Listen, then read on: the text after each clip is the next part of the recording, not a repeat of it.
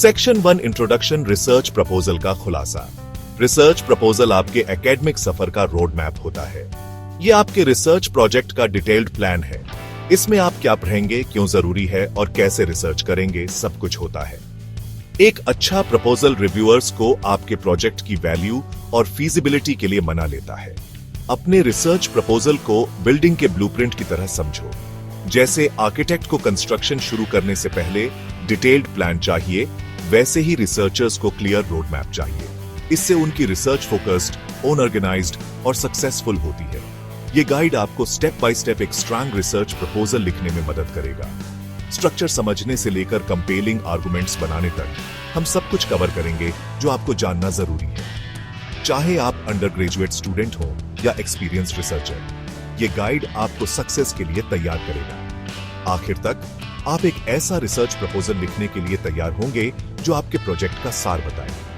ये आपको अपने फील्ड में कुछ बड़ा करने के रास्ते पर ले जाएगा। सेक्शन 2 ब्लूप्रिंट, स्ट्रक्चर और ऑर्गेनाइजेशन। एक रिसर्च प्रपोजल आमतौर पर एक स्टैंडर्ड स्ट्रक्चर फॉलो करता है जो इंफॉर्मेशन का एक लॉजिकल फ्लो देता है। हालांकि कुछ चीजें आपके फील्ड और इंस्टीट्यूशन के हिसाब से अलग हो सकती हैं, लेकिन मेन कंपोनेंट्स हमेशा एक जैसे रहते हैं।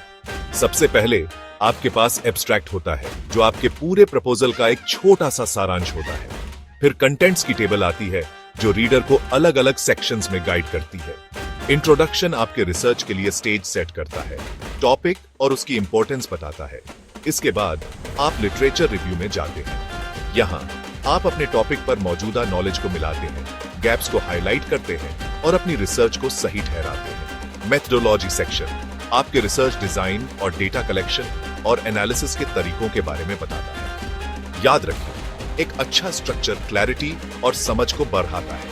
ये रिव्यूअर्स को आपके आइडियाज को आसानी से समझने में मदद करता है। इस स्ट्रक्चर को फॉलो करके आप यह सुनिश्चित करते हैं कि आपका प्रपोजल आसानी से समझ में आने वाला और इंपैक्टफुल हो। सेक्शन 3 एक दमदार कहानी बनाना। इंट्रोडक्शन से कंक्लूजन तक। इंट्रोडक्शन आपके पास रीडर को अपनी तरफ खींचने और अपनी रिसर्च के लिए कॉन्टेक्स्ट सेट करने का मौका होता है। एक स्ट्रांग हुक से शुरुआत करें जो आपके टॉपिक के रेलेवेंस पर ध्यान खींचे। अपने रिसर्च क्वेश्चन या हाइपोथेसिस को क्लियरली बताएं और अपनी इन्वेस्टिगेशन के खास फोकस को बताएं। लिटरेचर रिव्यू आपके फील्ड की समझ और आपकी रिसर्च की जरूरत को दिखाता है। पिछली स्टडीज को मिलाएं और अपने टॉपिक से जुड़े की फाइंडिंग्स, थ्योरीज और डिबेट्स को हाईलाइट करें। मौजूदा नॉलेज का अच्छे से मूल्यांकन करें और उन गैप्स और कमियों को पहचानें जिन्हें आपकी रिसर्च एड्रेस करना चाहती है। मेथडोलॉजी सेक्शन में आप अपने रिसर्च डिजाइन के बारे में बताते हैं और डिटेल में बताते हैं कि आप अपनी स्टडी कैसे करेंगे। अपने रिसर्च मेथड्स बताएं, चाहे वो क्वालिटेटिव हो, क्वांटिटेटिव हो या मिक्स्ड मेथड्स हो। अपने डेटा कलेक्शन इंस्ट्रूमेंट्स जैसे सर्वे, इंटरव्यू या एक्सपेरिमेंट्स के बारे में बताएं। आखिर में कंक्लूजन आपके प्रपोजल के मेन पॉइंट्स का सारांश देता है। अपने रिसर्च क्वेश्चन को फिर से बताएं और अपनी स्टडी के पोटेंशियल कॉन्ट्रीब्यूशंस को हाईलाइट करें। अपनी रिसर्च की सिग्निफिकेंस और फील्ड पर उसके इम्प्लीकेशंस पर जोर दें। सेक्शन 4 फिनिशिंग टचेस, साइटेशंस और फॉर्मेटिंग।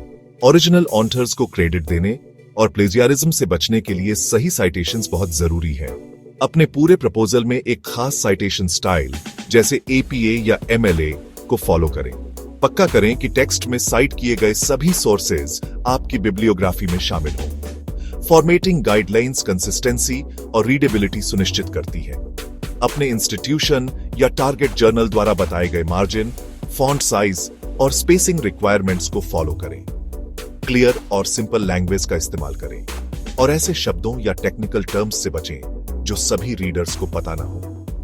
ग्रामर या टाइपिंग एरर्स के लिए अपने प्रपोजल को ध्यान से चेक करें। किसी और से अपना काम चेक करवाना अच्छा होता है।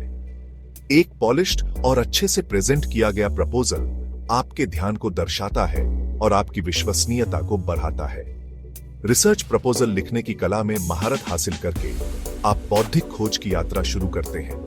आप अपने क्षेत्र में ज्ञान के लगातार विकसित होते हुए शरीर में योगदान करते हैं। इसलिए इस प्रक्रिया को अपनाएं और अपनी रिसर्च को फर्क करने दें।